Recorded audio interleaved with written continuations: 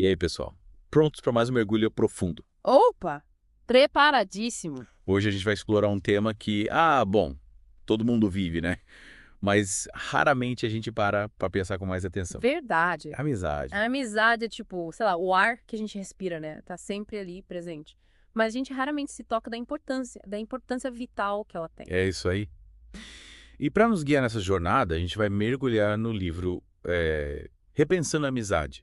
Solidariedades Ocultas na Atualidade, Boa. da Liz Spencer e do Ray Powell. Hum. Então se preparem para a gente desvendar os segredos e as nuances das relações de amizade, né, na sociedade moderna. E o legal desse livro é que ele não fica só nos números, nas estatísticas. Os autores, eles foram a fundo, né? Tentaram entender a experiência real das pessoas através de entrevistas, histórias de vida. Histórias de vida.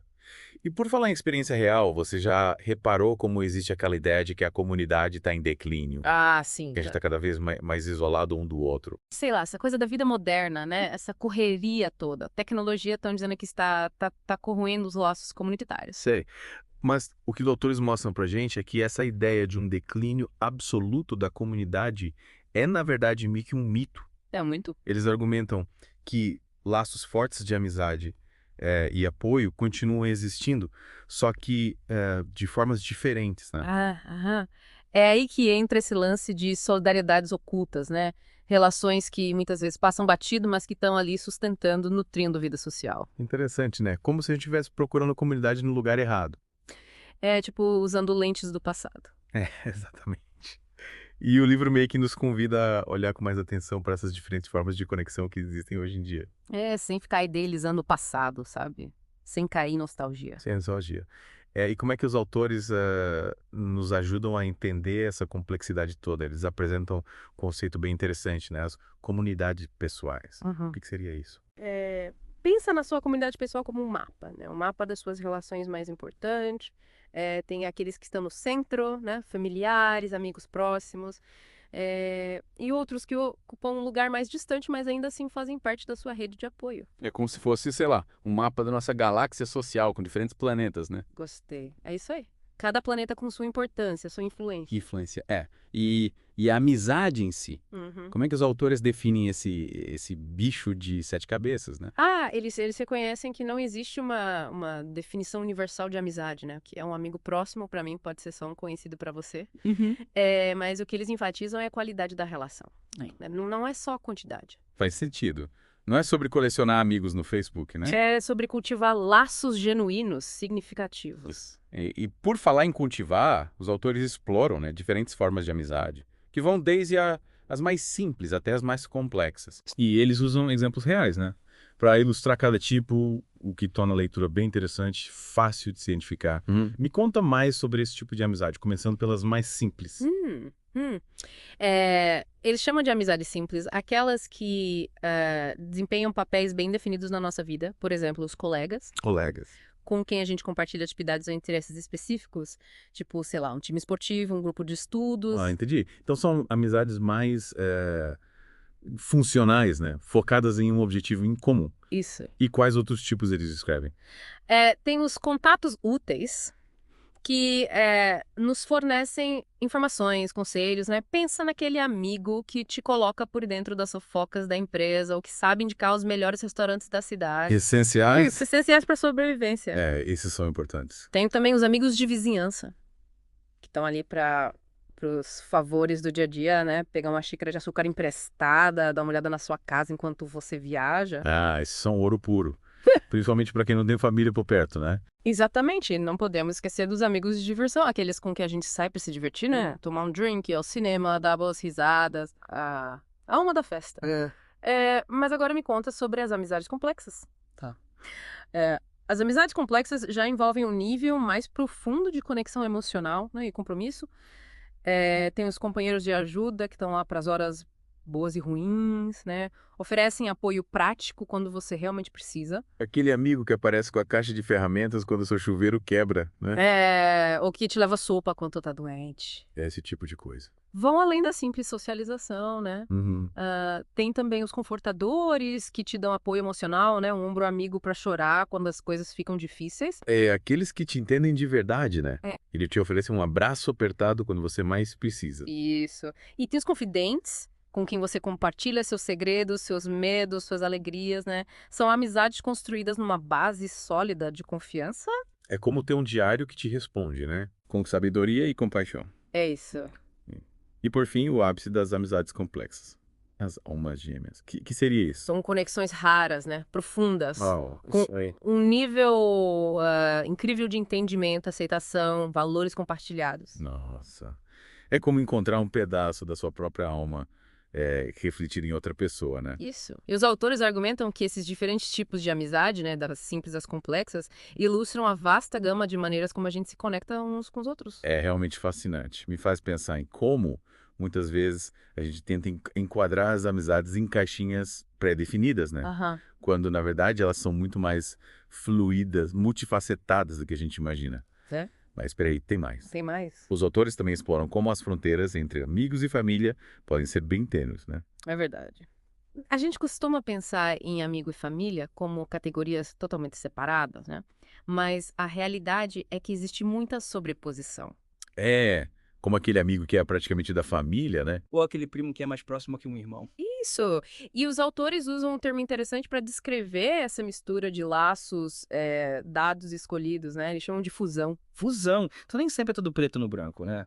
Você pode ter uma relação super próxima com um irmão, que se parece mais com uma amizade, ou um amigo que te dá o tipo de apoio, de amor, que geralmente a gente associa à família. Exato. E isso nos leva a questionar o que influencia como a gente percebe, como a gente define essas relações, né? As expectativas culturais, com certeza, né? Algumas culturas colocam muito mais ênfase nos laços familiares, enquanto outras valorizam mais as relações escolhidas. Uhum. E as experiências pessoais também contam, né? Se você teve uma relação difícil com a sua família durante a infância, pode ser que você seja mais inclinado a buscar amizades próximas, né? Que supram essas necessidades emocionais. É como se a gente criasse nossas próprias famílias de escolha, né? Com base nas nossas necessidades, nas nossas experiências individuais. E o livro não tem medo de reconhecer que, às vezes, esses laços escolhidos podem ser até mais fortes que os laços com parentes biológicos. Verdade. Nossa. Isso me faz repensar as minhas próprias conexões. Pois é. Mas peraí, ainda tem mais chão pela frente. Os autores também exploram como os padrões de amizade evoluem ao longo da vida. É verdade. Eles introduzem essa ideia de modos de amizade, né? Que são basicamente as diferentes maneiras como a gente faz, mantém e pede amigos, né? À medida que a gente navega pelas várias fases da vida. Então, tipo, das amizades do ensino médio são bem diferentes das amizades que a gente tem aos 30, 40 anos. Exatamente. E um livro descreve 4 modos específicos: limitado, serial, evolutivo e rompido. Nossa, que nomes intrigantes. Vamos desvendar cada um deles. Começando pelo limitado. Vamos lá. No modo limitado, as pessoas tendem a formar a maioria das suas amizades importantes em uma determinada fase da vida, né? Geralmente no final da adolescência, início da vida adulta, podem ser amigos da escola, da faculdade, dos primeiros anos de trabalho. E, embora algumas dessas amizades se desgastem com o tempo, as pessoas não costumam adicionar muitos novos amigos significativos à medida que envelhecem. Então é como se o círculo de amizades ficasse fixo em certo ponto, né? Exatamente. Isso pode acontecer principalmente com pessoas que não se mudam muito, que têm um estilo de vida mais voltado para a família, para as rotinas estabelecidas, né? Elas podem ter um grupo próximo de amigos da juventude, com quem mantém contato, mas não buscam ativamente novas amizades íntimas. Entendi. E o modo serial, como funciona? Um modo serial é interessante porque envolve formar amizades próximas em diferentes fases da vida, mas essas amizades tendem a estar ligadas a contextos específicos, né? Então você pode ter um grupo próximo de amigos do ensino médio, depois outro da faculdade, em seguida outro do trabalho da vizinhança. Então é como se a pessoa tivesse uma série de amizades intensas, mas compartimentadas em diferentes fases da vida. Exato. E muitas vezes, quando ela passa por uma nova fase, as amizades anteriores podem se desgastar ou se tornar menos centrais. Então, nesse caso, não se trata tanto de manter os laços de longo prazo, né? Ah. Mas sim de formar novos à medida que as circunstâncias mudam. Isso. E isso pode ser mais comum para pessoas que se mudam com frequência, que mudam de carreira ou que passaram por grandes acontecimentos na vida que romperam as suas redes sociais existentes, né? Interessante. É um modo evolutivo. O evolutivo tem tudo a ver com adaptabilidade, né? Com a capacidade de manter amizades importantes, ao mesmo tempo em que se está aberto a formar novas. São pessoas que podem perder contato com alguns amigos ao longo do tempo, mas que também se esforçam para manter e nutrir as relações que são importantes para elas. Então, são como malabaristas da amizade, né? Mantendo todas as bolas no ar. E elas também são abertas a adicionar novas bolas à medida que avançam. Elas veem a amizade como um processo dinâmico, né? E não têm medo de investir na construção de novas conexões, mesmo enquanto se apegam às antigas e queridas. Parece uma maneira muito gratificante de lidar com a amizade, né? Mas o último modo, o rompido, esse nome soa meio sinistro. O rompido geralmente surge após grandes crises ou transições de vida que alteram drasticamente o panorama social de uma pessoa. Pode ser algo como um divórcio, uma doença grave, a perda do emprego ou até mesmo uma mudança geográfica que a separa de sua rede de apoio, né? É como se as amizades passassem por um terremoto e a pessoa tivesse que reconstruir tudo do zero. Exatamente. E essa pode ser uma experiência muito desafiadora, especialmente se a pessoa tiver perdido contato com muitos de seus amigos anteriores. Nossa, quanta informação. Já estou conseguindo identificar padrões nas minhas próprias amizades que nunca tinha percebido antes. Mas antes de a gente se perder demais analisando nossos próprios círculos sociais, vamos para o que eu considero o coração desse livro. Vamos, claro. Spencer e Powell argumentam que laços sociais fortes, né, e relações de apoio estão muito presentes na sociedade moderna, mesmo que não se encaixem no modelo tradicional de comunidade. Eles chamam isso de solidariedades ocultas.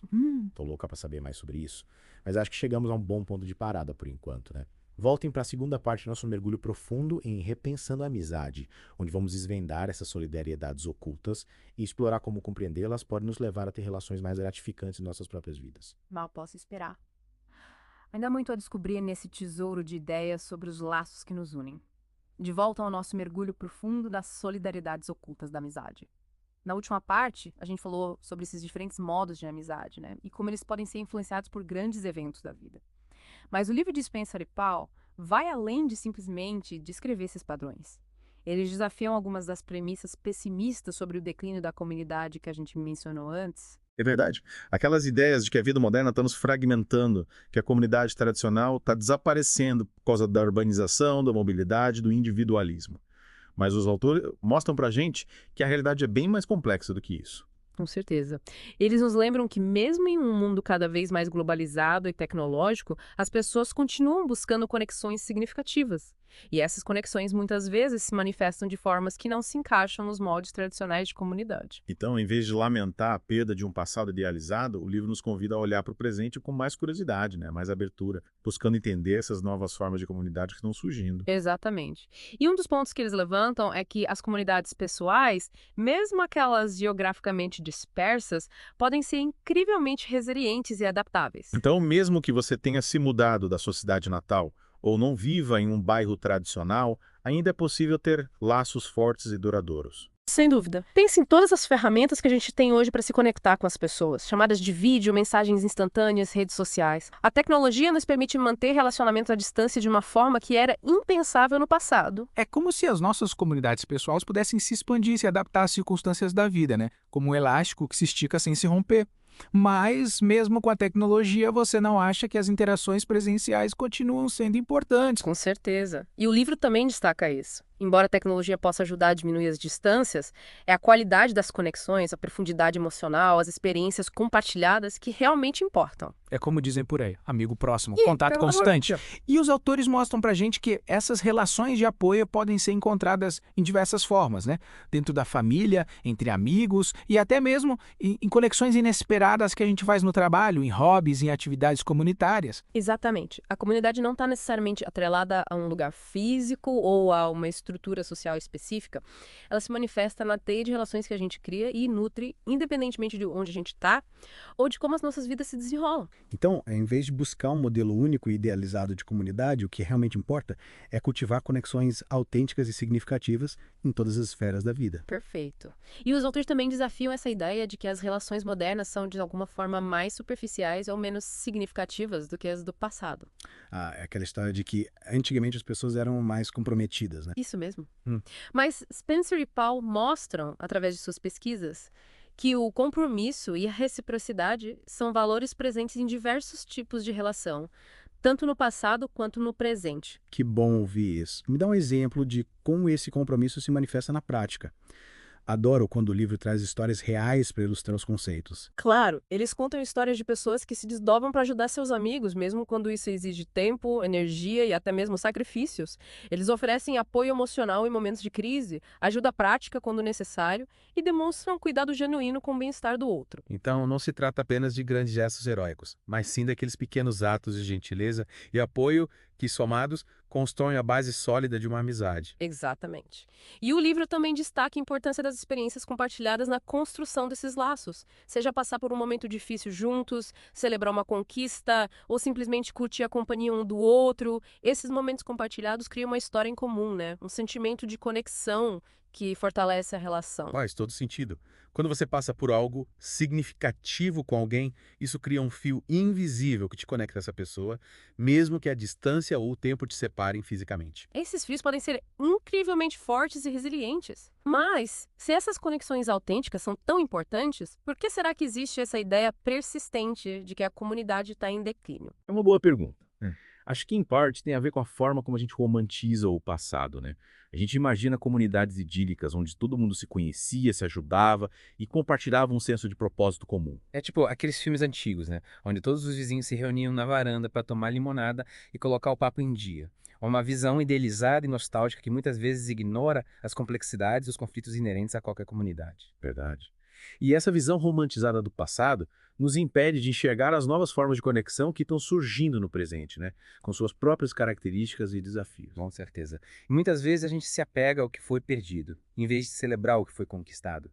A gente lamenta o declínio do bairro tradicional, mas não reconhece o surgimento de novas formas de comunidade, mais fluídas, diversificadas e conectadas pela tecnologia.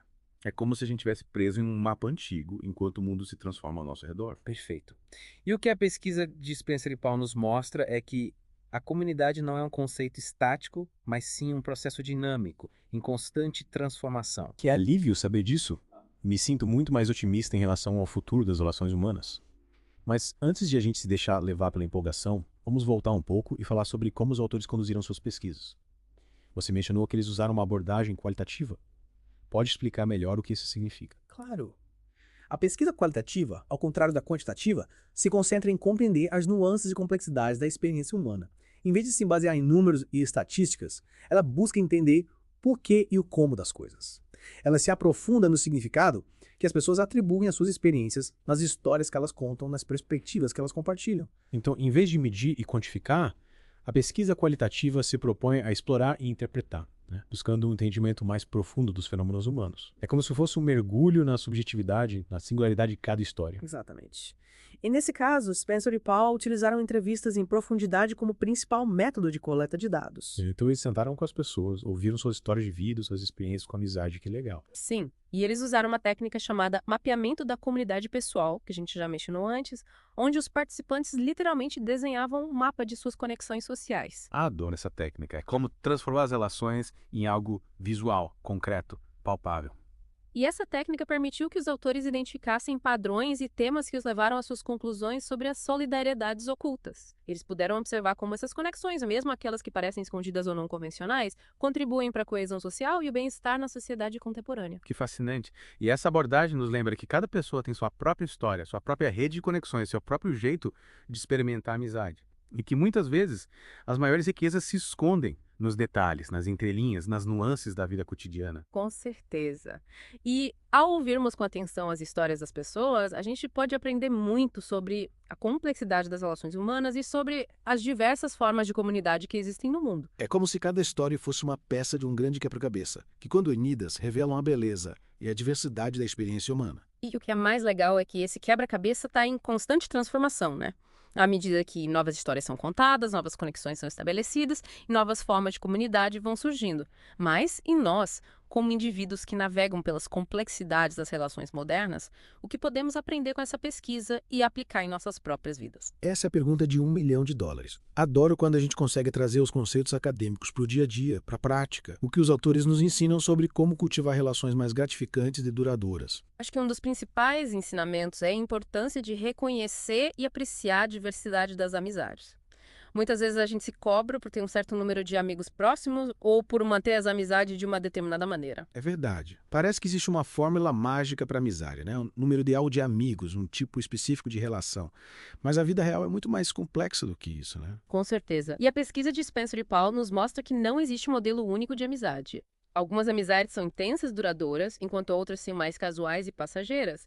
Algumas envolvem intimidade emocional profunda, enquanto outras se baseiam em atividades compartilhadas ou em apoio prático. Então, em vez de tentar enquadrar as amizades em caixinhas pré-definidas, o que realmente importa é acolher a diversidade, a singularidade de cada relação. Perfeito. Isso significa abrir mão daquelas expectativas irreais que muitas vezes a gente coloca sobre nós mesmos e sobre os outros. Em vez de se culpar por não ter falado com o seu amigo da faculdade nos últimos 6 meses, você pode reconhecer que aquela amizade talvez tenha se transformado em uma amizade fóssil, como os autores chamam, e que tudo bem. Exatamente. E essa amizade pode se reacender em algum momento ou pode permanecer como uma lembrança querida. O importante é se libertar da pressão de manter todas as amizades da mesma maneira. Que libertador. E que outros conselhos práticos os autores nos oferecem? Outro ponto importante é sermos intencionais na hora de cultivar as conexões que realmente importam para nós.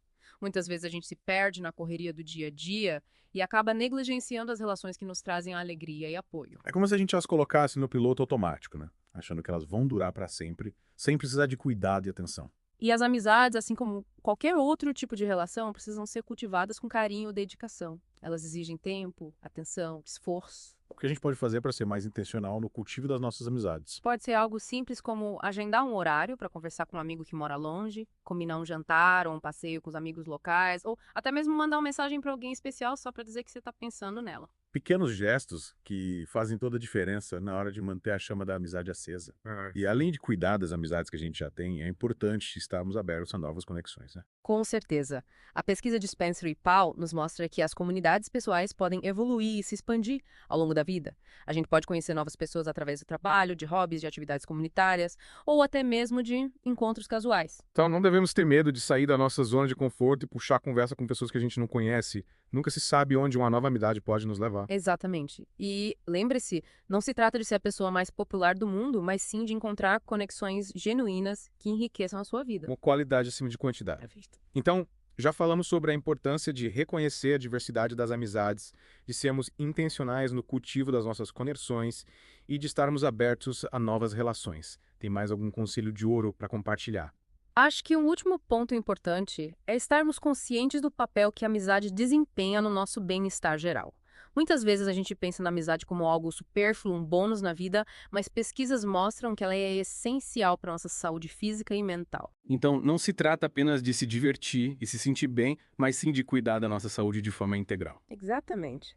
Ter conexões sociais fortes pode reduzir o estresse, fortalecer o sistema imunológico e até aumentar nossa expectativa de vida. Uau, que incrível. Então, investir nas nossas amizades é, na verdade, investir na nossa saúde e felicidade. Com certeza. E é algo que a gente deve priorizar, assim como a gente prioriza a alimentação saudável, o exercício físico, o sono reparador. Que conversa inspiradora. Sinto que aprendi muito sobre a amizade, sobre a comunidade e até sobre mim mesmo. Que bom ouvir isso. E acho que a principal mensagem que fica é que as conexões sociais são vitais para a nossa existência. Sejam com familiares, amigos, colegas de trabalho ou até mesmo com aqueles encontros inesperados que alegram o nosso dia. Esses laços são o que nos torna humanos. Então, vamos celebrar essas conexões. Vamos mandar uma mensagem para aquele amigo que a gente não vê há tempos. Vamos nos inscrever naquele curso que despertou nosso interesse. Vamos estar abertos a novas experiências e a novas amizades. E vamos nos lembrar que mesmo nesse mundo acelerado e em constante mudança, as solidariedades ocultas estão por toda parte esperando para serem descobertas e cultivadas. E aí, pessoal, de volta para a última parte do nosso mergulho profundo na amizade. Já exploramos tanta coisa legal, né? Sobre como as relações de amizade se formam, evoluem e contribuem para o nosso bem-estar. Mas antes de a gente encerrar essa jornada, ainda tem um último tesouro para desvendar, né? Os diferentes tipos de comunidades pessoais. É isso aí. Lembra que na primeira parte a gente falou sobre a comunidade pessoal como um mapa, né? Um mapa das nossas relações mais importantes. Pois bem, Spencer e Paul foram além e identificaram alguns padrões, né? Alguns tipos de comunidade que se repetem com certa frequência. Interessante. E quais são esses tipos? Qual seria o meu tipo de comunidade pessoal, por exemplo? Boa pergunta. Obrigado. Vamos descobrir. Um dos tipos que eles descrevem é a comunidade pessoal semelhante à amizade. Imagina um mundo onde as linhas entre amigos e família são tão tênues que praticamente desaparecem. Ah, entendi. São aqueles amigos que a gente considera como irmãos, né? Que participam de todos os eventos familiares, conhecem a nossa história com a palma da mão. Exatamente. Nessas comunidades, os laços de amizade são tão fortes, tão duradouros, quanto os laços familiares.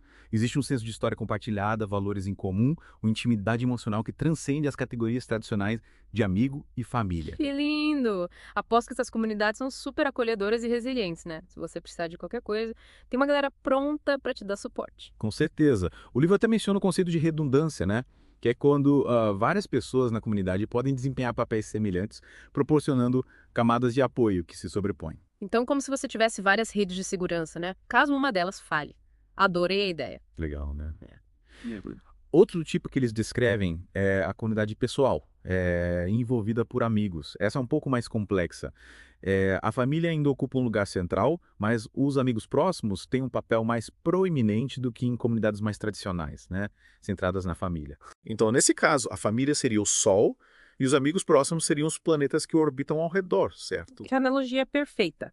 Enquanto essas comunidades ainda estão profundamente enraizadas nos laços familiares, existe uma ênfase maior nos relacionamentos escolhidos, principalmente amizades próximas que oferecem apoio e intimidade. É como ter o melhor dos dois mundos, né? A base sólida da família e a energia vibrante dos amigos. Me fala mais sobre os outros tipos de comunidade. Tá. Tem também as comunidades semelhantes à família. Essas são provavelmente as que vêm à mente quando a maioria das pessoas pensa em comunidades tradicionais, né? Laços familiares fortes, senso de história e obrigação compartilhados, e a família como principal fonte de apoio. Então são aquelas famílias grandes, né? Onde todo mundo mora perto, se reúne para o almoço de domingo, celebra os grandes momentos da vida em conjunto. Exatamente. E embora as amizades existam nessas comunidades, elas tendem a desempenhar um papel menos central do que os relacionamentos familiares. Faz sentido. Mas imagino que esses tipos de comunidade não sejam mutuamente exclusivos, né? Você pode ter elementos de diferentes tipos misturados na sua própria comunidade pessoal. Claro, Spencer e Paul reconhecem que esses são tipos ideais, né? Que servem para ilustrar padrões, variações e não categorias rígidas e imutáveis. E as comunidades pessoais podem evoluir ao longo do tempo, né? Influenciadas por eventos da vida, localização geográfica e até mesmo por escolhas pessoais. Interessante. Então, nossa comunidade pessoal é como um jardim que precisa ser cuidado, cultivado, adaptado às diferentes fases da vida. Mas, e aí me conta, a pesquisa deles identificou algum tipo de comunidade que seja, sei lá, menos resiliente, mais vulnerável a certos desafios? Ótima pergunta. Eles mencionam um tipo que chamam de comunidade pessoal baseada no parceiro. Nessas comunidades, a principal fonte de apoio e conexão vem do parceiro romântico. Então é aquele casal que é todo um pro outro, né? Melhor amigo, confidente, companheiro de aventuras. Exato. Embora eles possam ter conexões com amigos e familiares, essas relações tendem a ser menos centrais, menos frequentes. Entendi. Mas nesse caso não existe um risco de dependência emocional. E se o relacionamento acabar? Ou se um dos parceiros precisar de um tipo de apoio que o outro não consegue oferecer? São preocupações válidas. O livro sugere que as comunidades baseadas no parceiro podem ser mais suscetíveis ao isolamento, à sobrecarga, caso o relacionamento enfrente dificuldades, ou se um dos parceiros não conseguir suprir todas as necessidades emocionais e sociais do outro. É como colocar todos os ovos na mesma cesta, né? E quais outros tipos de comunidade podem apresentar desafios semelhantes? Eles também mencionam as comunidades baseadas no trabalho, né? Onde a maioria das conexões se origina no ambiente profissional. Então são aqueles casos em que os colegas de trabalho se tornam amigos próximos e o trabalho se torna o principal centro da vida social. Exatamente. Embora essas relações possam ser positivas, enriquecedoras, existe o risco da pessoa se sentir perdida, isolada, caso mude de emprego, perca o emprego ou enfrente conflitos no ambiente de trabalho. Nesse caso, a vida social fica muito atrelada à vida profissional, né? O que pode ser um problema se as coisas não estiverem indo bem no trabalho. Faz sentido. E por fim, eles reconhecem que nem todas as comunidades pessoais se encaixam perfeitamente nesses tipos, né? Algumas pessoas podem ter comunidades muito pequenas, fragmentadas, devido às circunstâncias da vida, isolamento social, ou até mesmo por escolha própria. É importante lembrar que cada pessoa é única, né? E que as experiências de amizade e comunidade são tão diversas quanto as próprias pessoas. Com certeza. E o mais legal é que essa diversidade nos enriquece, né? Nos ensina a olhar para o mundo com mais empatia, mais compaixão. Nossa, quanta informação valiosa. Sinto que terminei esse mergulho profundo com uma nova perspectiva sobre a amizade, sobre a comunidade e até sobre mim mesmo. Que bom. E qual seria a sua principal conclusão? O que você leva dessa jornada? Acho que a principal lição é que as conexões humanas são um tesouro a ser cultivado com carinho, com atenção, sejam com a família, com amigos, com colegas de trabalho, com qualquer pessoa que cruze o nosso caminho. Esses laços que dão sentido, que dão beleza à vida. E como a gente aprendeu hoje, essas conexões podem se manifestar de diversas formas, né? Criando uma teia complexa e fascinante de solidariedades ocultas que sustentam a nossa existência. Que lindo! Adorei a forma como você sintetizou os aprendizados de hoje e que essa conversa inspire cada um de nós a valorizar, a nutrir as conexões que realmente importam, né? Construindo comunidades mais fortes, mais acolhedoras, mais resilientes. E é com esse sentimento de gratidão pelas conexões que nos unem que a gente encerra o nosso mergulho profundo de hoje. Até a próxima, pessoal!